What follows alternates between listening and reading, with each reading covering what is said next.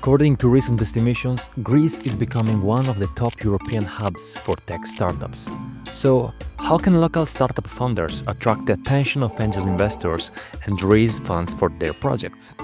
We went straight to the source and asked the angel investors themselves what catches their eye and opens their wallets.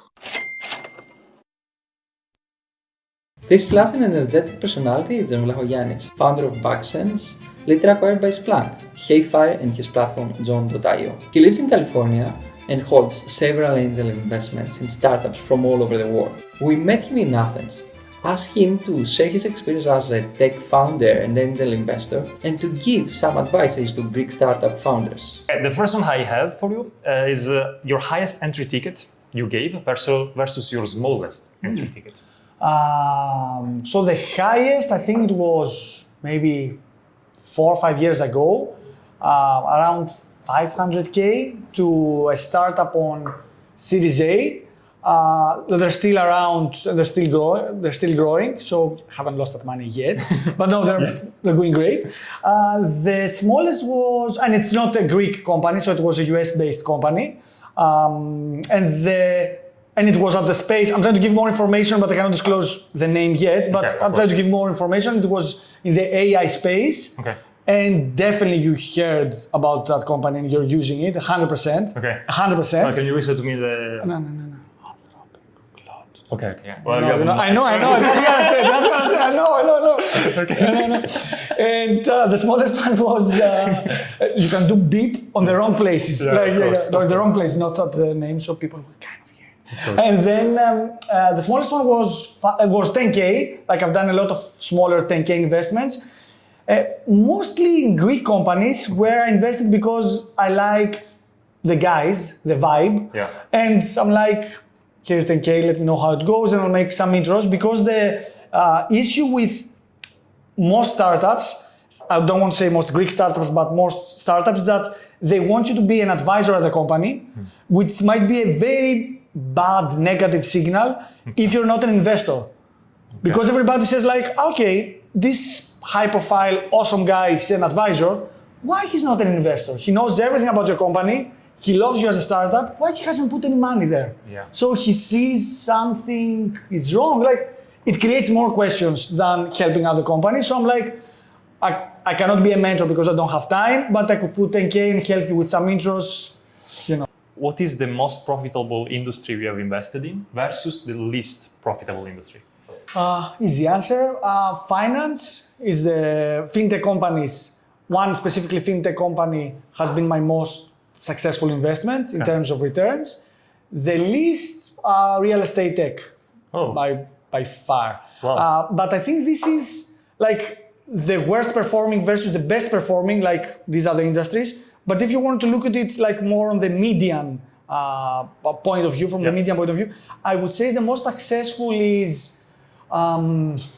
SaaS companies that focus more on, that are in the US and they focus more on technology. I don't want to say AI because again, I'm trying to get the average of the whole thing.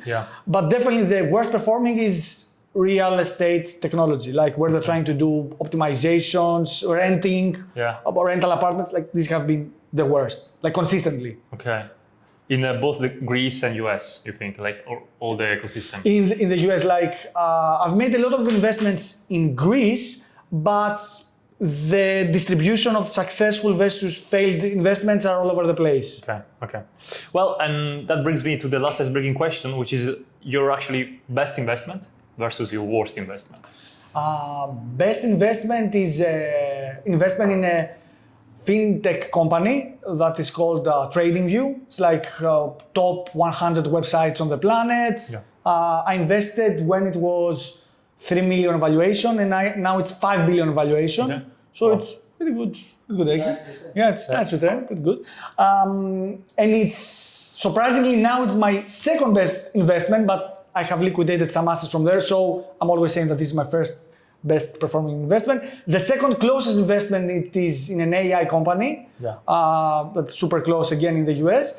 The worst performing investment where I lost money super fast was from a company in Cyprus. Like the company shut down like a month and a half like after I invested. Okay. Which I think the guy probably was a scammer. So we're coming after you. No, okay, no, I mean like We'll find you. We'll find you. No, it's okay. I think, and this is an issue with more angel investors. You need to be prepared to lose money fast because, at least from my point of view, and that's why I've done a lot of investments, is that I prefer not doing so much due diligence because nobody knows at this stage if this company is going to survive or not. Like on the seed and pre-seed stage, you don't have enough data.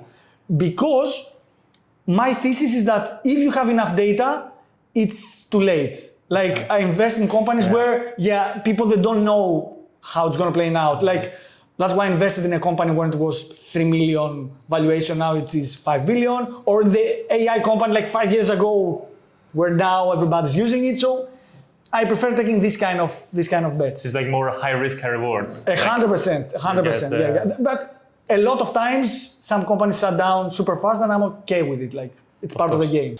Well, when I was looking at your profile, like your past, I was like, you are an ego monster. But at the same time, the things that you have achieved was proof that your personality was actually competence. So as long as I was able to study you and see, okay, your ego and then your personality is backed by irrefutable proof that you can do things, that you are competent.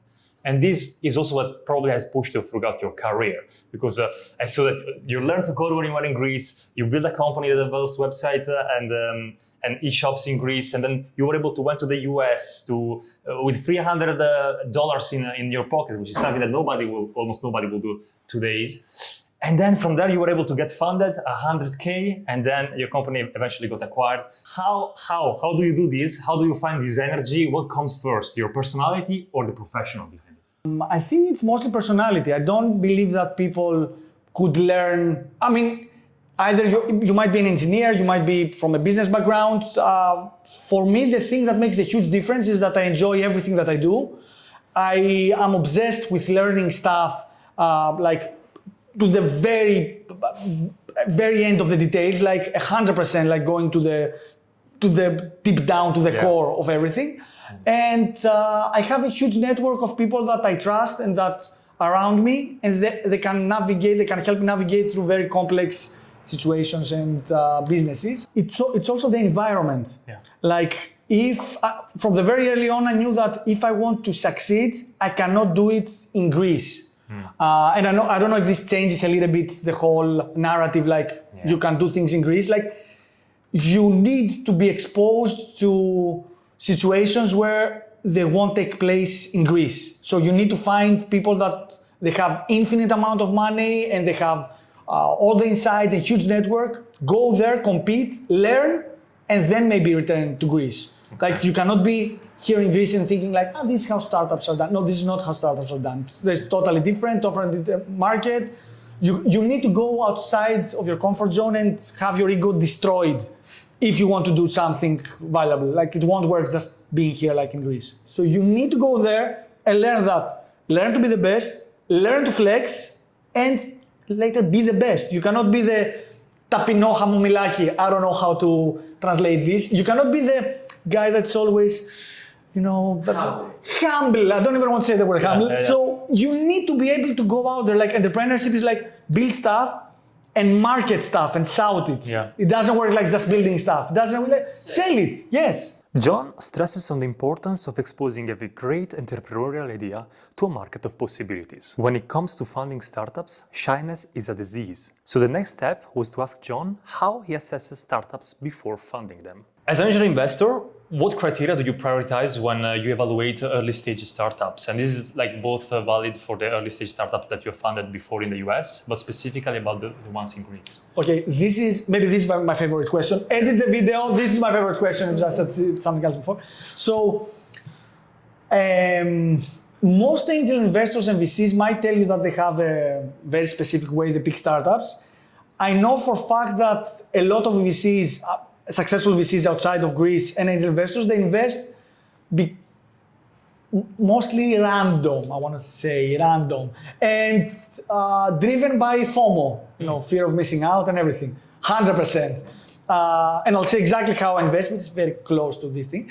But I keep hearing like, wow, the ex-CTO of OpenAI just raised a seed round of 1 billion, something like that, happened literally 3 days ago, and they're like, wow, it's the biggest seed round ever. How she did that? It doesn't even have a prototype. It's a network. People put money to other people that they know, maybe they went to the same university, it's the network. That's why I keep saying to startups, go to where the angel investors are. You need to be there. Because you feel better when your other friends invest into something, you also invest with them. It's a social thing. I know that a lot of people want to say, no, it's finance. And it's not finance. Angel investment, literally, if you do it right, you don't know the future. Okay. If you know the future, your startup is going to make like 1x, 20%, 30%, like most of Greek startups. We celebrate when they made an exit. You invest in startups because you see something and you don't have data. Okay. If you have data, it's too late. So for other people that want to become angels, know that you're going to a space that you're going to lose money and you have to be okay with that. And you just need to know the space very well, so maybe your gut, or even more importantly, your network guides you what to do. Because by speaking with other investors, we understand that they had a checklist. Like maybe they prioritize the vision, maybe the team that the startup has, maybe like the traction they already have, or something else. Like I guess there is some heuristic there. There is like some gut feeling when you're an angel investor and you invest in someone.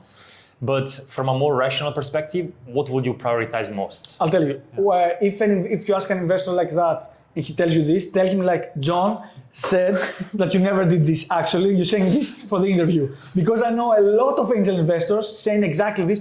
I want them to have some pre-revenue and I want the team. The most important is the team. That's the number one. Right. But when they say, there is this deal where Andreessen Horowitz invested and I have an intro if you want to invest. Yeah! They won't even care about the name of the startup. So I guarantee you it's about the network and about other angel investors or VCs jumping in. Okay. Now, if you want to give the politically correct answer, the important thing is the team. Yeah. Okay. For me, it's having some kind of revenue or traction, but even like 3 paying customers. So I know that the company prioritizes and knows how to charge people and how to extract value. But all this stuff, they don't really make sense at the end of the day. Okay. That's the thing. Like if a random person sends me an email, I will check all this stuff and I'm like, okay, who else invested? This company invested. And if I like the space, maybe I will invest. But on the other side, if a close friend of mine says, I invested in these guys and they seem awesome, I'm investing. Okay. That's the thing. And surprisingly, this is a very interesting story. So if you're at home now watching, prepare to be amazed. I invested in a Greek startup that they're doing AI with video cameras for events.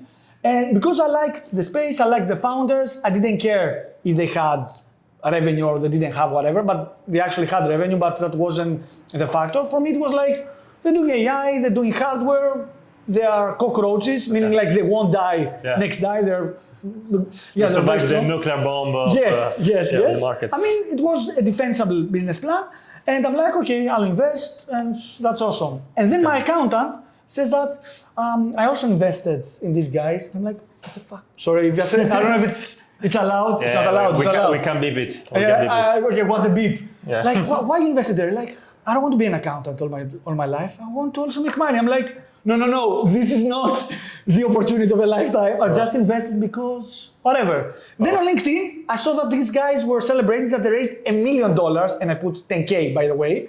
And all of my friends, they were celebrating like, yeah, we invested because you invested. I'm like, also a Greek VC invested, by the way. I won't name it. And I'm like, guys, I just invested because I didn't do any due diligence and because I like the vibe. Wow. The company is going great, but by accident. It wasn't by design. So network is the most important. By the way, the VC that invested, he's notorious, is super famous in Greece, that having a huge checklist and invest in very specific stuff. They asked nothing. Wow. They sent 300K from the 1 million, something like that. So whenever somebody says, I have a checklist, Yeah, okay. Sure. Your revelation are groundbreaking because I believe that many startup founders, especially young startup founders, are all like stressing about respecting the checklist that I just mentioned to you. But I believe that once their philosophy aligns with the philosophy of the angel investor, it is maybe also in your case much more.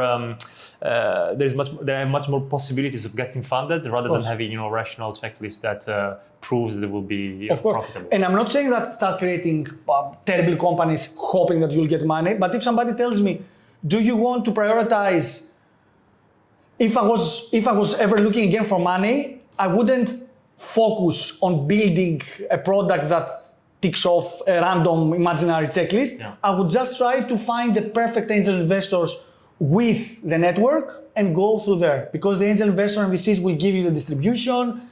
It will solve a lot of problems on the checklist.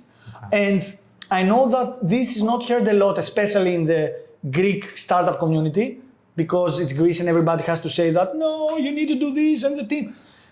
Network. Try to find the network and everything else. Everybody could build a product. Anybody. Now with AI, anybody could build it. Anybody will figure out later the distribution. Can you raise money from angel investors? Can you make them trust you? It's a sales. It's sales. It's less about tech anymore. It's about sales and not being, can I say, asshole? Yeah. Okay, we got the gist of what Jon meant. Here is where we dug deeper into his personal preferences as an angel investor. I have this question I wanted to ask you since the beginning. Imagine like here in front of you, there is a huge plate and there is a pile of money. You have $100 million nice. to invest in an industry. To which industry would you invest? AI, 100%. AI here, AI, 100%. And I'll get a loan to have $1 billion to put it again in AI right there.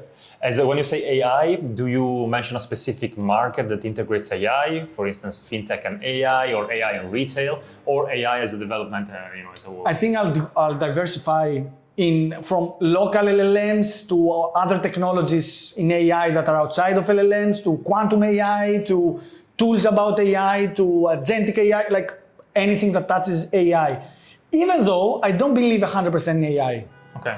And I'll tell you why I'll invest there, because I've seen this from my experience. I've invested like in 80 plus startups. Yeah. And the startups that had the biggest exit and the fastest exit is the ones where they rode the wave/vibe. Okay. Everybody else, like, again, goes back to act before having all the information.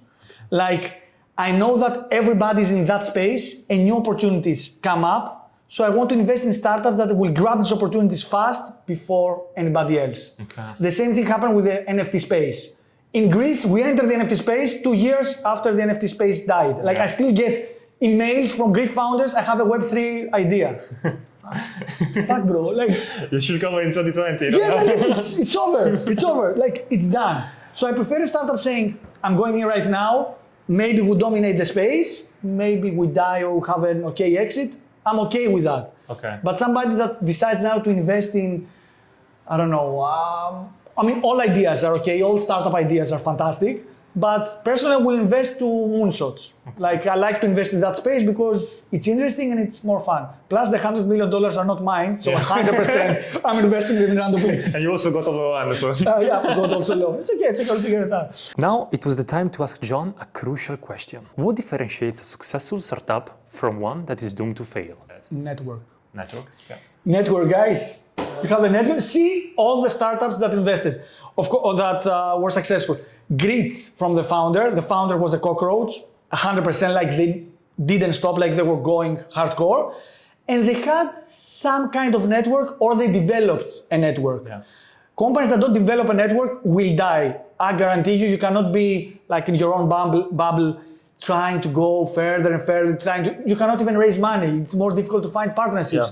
You need a network. Like, this is... that's what you did when you went to the US for the first time. You had, as I said before, 300 euros in your pocket, and then a network to build. Yeah, that was our focus, like build a network and expand the network. And all the other companies I did, I first build a network, and then I start entering the space. There is a quote that I read from your website that are really staggering, and I think that could be an inspiration for any startup founder, which is the universe doesn't give a fuck about how you finished college and that you should find a job. It's up to you to learn, evolve, and help others achieve the same thing as you have. written before AI. Yeah. All this was written before AI, just saying. It wasn't a prompt on ChatGPT. No, because I think this section, like you can check it on archive.org.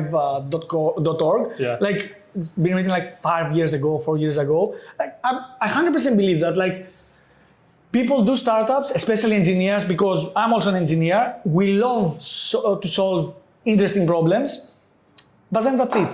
And then we're like, I've built it, it's online. Why I'm not getting any customers? Why the VCs and angels they don't care about my product? Because a product is not building a prototype. Okay. Product is extracting value from customers. And I keep saying extracting because it's very important. In innovative spaces, the customer might not know what he wants. That's super interesting. And it becomes more difficult because your marketing might not have any data. The angel investors, especially in Greece, they might not even know about the space. As we approach the end of our talk, we asked Jon his final advice to tech startup founders. Well, we talk about, you said building your network, you said go beyond your national borders when it comes to Greece, and then we talk about grit with your popular quote. If there could be one last piece of advice that you could give to startup founder in Greece, what would it be? I'm trying to give non-controversial advice, but all my advice is controversial because I get irritated from everybody in the startup community saying stuff that we could read on Hacker News or blog posts, because this is not the reality. At least it's not my reality or the people that I've met. So the most important thing that I did, one of the most important stuff was that I was working and thinking about startups non-stop. Like when they say, you cannot work 20 hours per day, you can work 24 hours per day. Like literally, the most successful entrepreneurs that I've met, they are obsessed and they have issues, like deep psychological issues when it comes to the startup. And that's also who I am. It took me a long time to accept myself, like, bro, if you have an idea, you're not gonna sleep. You're just gonna do the idea, accept it. Coming from Greece, I had to work all day. I remember waking up and thinking about startups and sleeping and thinking about startups and dreaming about startups, like how could do X, Y, Z. Okay. So I haven't graduated from Stanford, so I don't have the network there in the US, which makes things way easier. Yeah. And you get funding easier, you have all the network there, you know the distributors, you know everything. So I had somehow to compensate. And the only way is outwork everybody. That's been my motto, keep outworking everybody. At some moment they have to sleep. Yeah. I won't sleep until I figure out how it's done. So yeah. Well. Maybe my question is how you make your network. We discuss about making networks, but what is the network at the end of the day?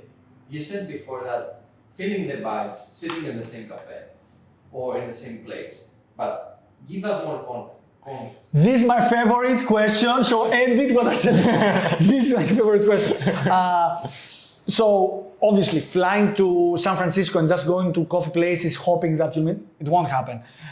Surprisingly, meetups is a place to happen. And I'm going to say things that seem crazy, but I've seen it happening, and I'll tell you exactly from Greek founders that they did all this. Meetups, events, running clubs, you have to be integrated in their life. You need to figure out how they're getting all the signals or the sensory input. You have to be in their life. And I'll say an example so you understand better. I was talking with a startupper, I think that was here from Athens, and he told me, hey, I want to get some feedback about my idea, what should I do? And I'm like, it's very difficult to do calls because everybody wants to do calls with me. If you're ever in Los Angeles, I'll introduce you to a couple of people and we'll talk. So after a couple of weeks, I did actually instead of the Silicon Valley Greeks, we do the Greeks of Silicon Beach. Yeah. So we do it in Los Angeles on a rooftop. The guy texts me the day before and she's like, I'm here. I'm like, oh, come to the event. But I'm in San Francisco. I'm like, what the fuck, you're in San Francisco? She's like, I thought you were in San Francisco. I'm like, I'm in Los Angeles, the event is in Los Angeles, because he thought it was the Greeks of Silicon Beach.